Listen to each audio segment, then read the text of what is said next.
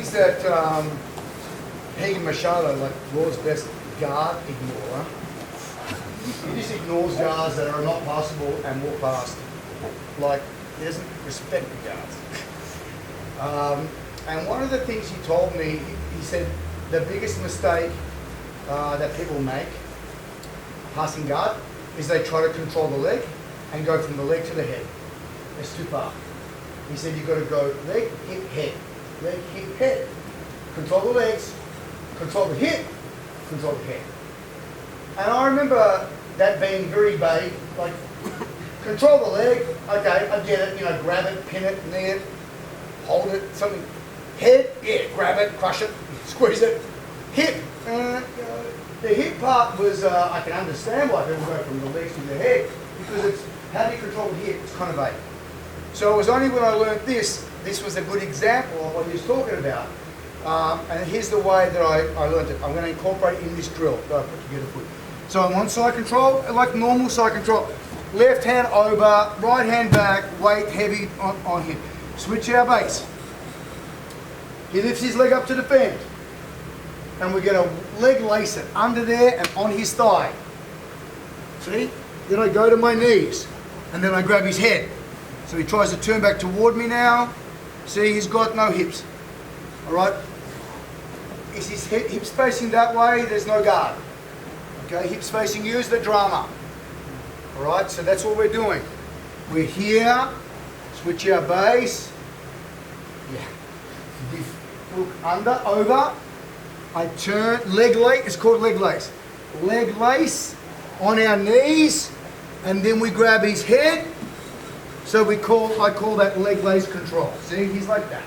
So he tries to turn toward me, no problem. He tries to roll away from me, back my arm. So you've got him kind of control both left and right. Now, from there, we're going to do that. From there, I'm going to get his back. We're going to do a back tap. Watch how. We're going to switch our base down on his hip. Not up, not like that. So, and our right knee going to come in tight. So we can pummel. Okay? Being down here, we're going to pummel. Now we're going to go away from him, back off and drive our legs in the ground against the top shoulder. So he tries to turn back towards you, but you see it's harder. Now you get your seatbelt grip. See, like that. Not our knees on the ground, like that. So how did we do that? What did we do? Hip, then shoulders. What did we do when we did the hip escape across the mat? Hip, then shoulders. This is the theme that I want to get across tonight.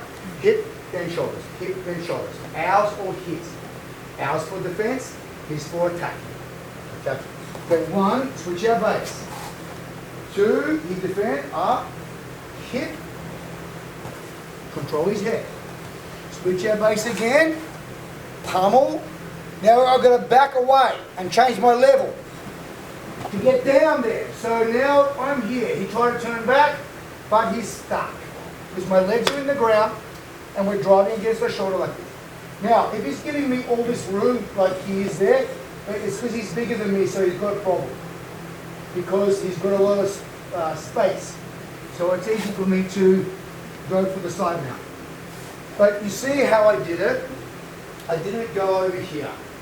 Watch, from the seatbelt, our left knee to our left elbow, right foot up. So it's like an invisible side mount. It's just a side mount, but we're not there yet. Yep. Invisible side mount, side mount. Sometimes you can get that, sometimes you can get there. We're going to do it either both ways. Watch how we're going to get my foot in there. Look, you lean left and put your knee on him, your head on the ground, and pull his arm up with this arm here. See? Here, and then you go in. Or if not, now when we get the seatbelt grip, make sure we have him on that left side. Okay? Head on the head, the right foot pushing a little bit against that leg. See? Because he wants to be on the other side. So if I don't put my head there, he can take his head across and he go there easy. now is bad for me. So when I put my head there and my foot there, now he goes across, it's harder. I move my hip away, he's stuck there. Okay? Because now if he escapes, we've got Katagatami, we've got Amba, we've got Kimura. Okay? So it's better for us. Simple, normal, basic things for a simple thing. Have him on the master side. Okay, left hand over the shoulder, have him on the left. Right hand over the shoulder, have him on the right. It's easy to make a mistake here because for most people, right-handed, you're going to have the right hand seatbelt grip. So it's easy to have a habit of having them on the right side.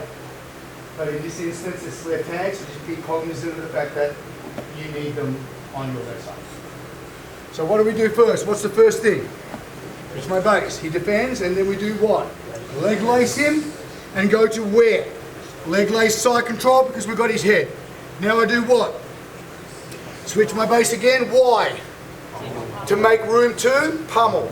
Now when we go back, what do I do with my body? Change level. I've got to go down and behind his shoulder like that, and then get the seatbelt grip. And now we go invisible side mount, lean left, step in the hole, and now drag him. Or his knees are up and you can't do it. That's cool. You drag him up the boat ramp. Just drag him up the boat ramp, but keep him on your left side. Don't drag him over the hill. And if you accidentally drag him over the hill, feet off, move your hip under him, and get him back on the correct side. That's important. Okay? And then we'll go for the next bit. So, but this is about hip and shoulder. Okay, you'll see. Okay? We've got the seatbelt grip. Oh, sorry, we're on this side. We're over here to the left. He starts to turn toward me. Uh-oh, I'm losing him. Hip. Hip. See, by lifting the hook, we turn his hip. So he keeps trying to escape. Hip, hip, hip. And what? Shoulder. Turn toward me. Shoulder stuck. Oh, he's turning toward me. Side control. I'm going to mount you, careful. Oh.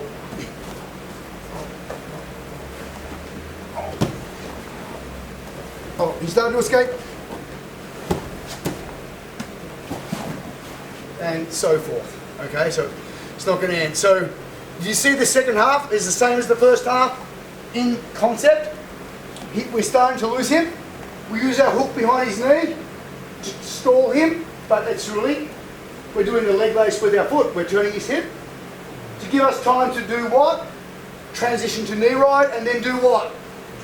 Right arm, kill the shoulder. But somehow he's starting to still escape.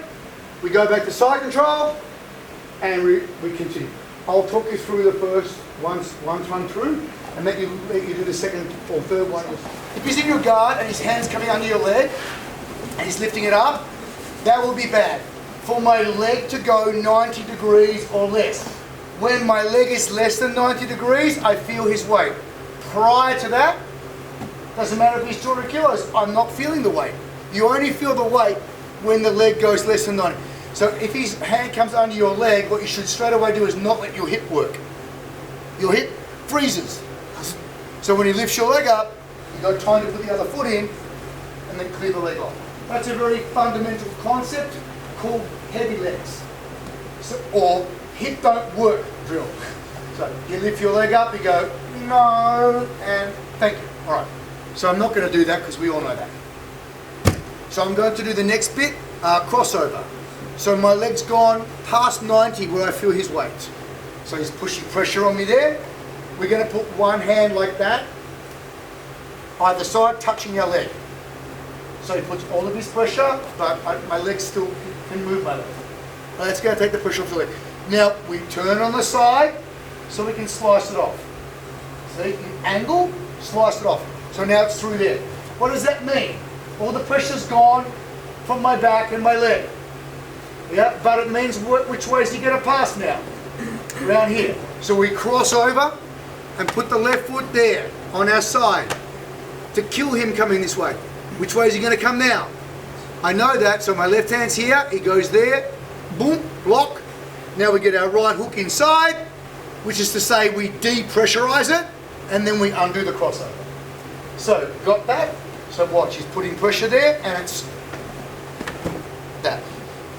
Again, put the pressure, angle, over, and back, in that order. So 1 will be, chock him up, 2 will be, angle, cut through. 3 will be, crossover. 4 will be, come around this way a little bit, blocking. 5 will be, hook inside. 6 will be, take it off. So let me drive you, through the 6 steps, 5, 6 times, and then we're going to slow quarter, half, 3/4, and full blast it. And in the end, you'll just do the whole thing in like a 1.5 seconds. But that's a very guardy drill. So it's one of those things, it's like a B12 injection for your guard. You just do 100 of them, your guard comes 20% better for no reason. And you want that, because as an older person coming into BJJ, I needed these little, boost ups, because I just felt, well, I'm just 16, 18 years behind the pace. So, and I remember now, going back, what things made me get the little jumps. That was one of the ones that really did make my guard, I'm no, great shakes guard player or anything, but to the extent that my guard jumped up a lot of it was because of just that generic drill. Angles, hips moving, okay? All right. Old school escapes. The situation is going to be this. I'm in side control and Patrick's got his arms over. Both of them. All right? Now, this doesn't feel as uncomfortable as that, but this never feels as dangerous to me. This is more uncomfortable, maybe, but my arm's not in danger. Now I'm really worried about my arm. I don't like the, So that's bad, it's all bad. Okay, so that's the situation. Both Patrick's arms are. Now, I've got 2 situations. One, I've got one of my arms each side of that arm, or inside, in here. All right, we'll start with this one here. So hop on. So my hands were here. And Patrick's coming under the side control, and he's got his hands over there, but my hands are in here. That's the first one. The second one we do will be, my hand will be here. Okay? Right. First one, we're here. 1, wiggle back, get my hands up. I'm going to reach over his arm and under his head and lock it.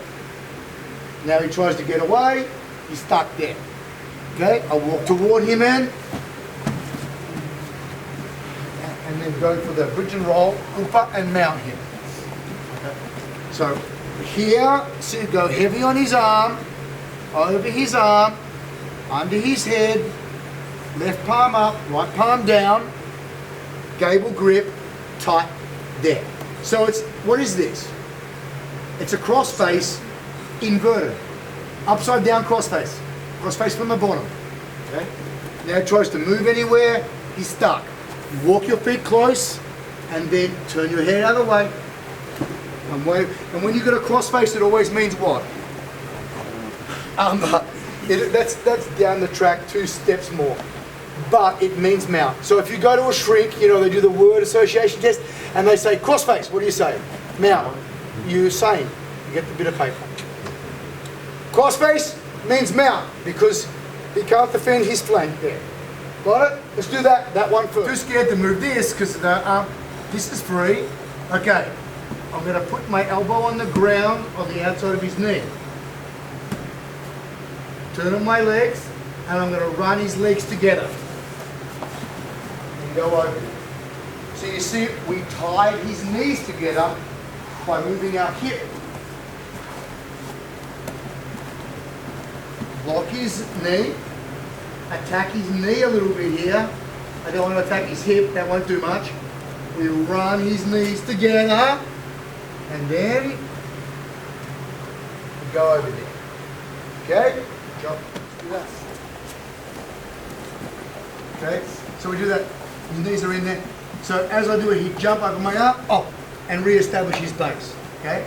Now you can do some tricks to stop that. Maybe you can grab his pants and like that, or something, or you can just knock him and do jiu-jitsu. So you can put this down, I run him in, he jumps over it, out the back door, and then we do, what's that, by the way?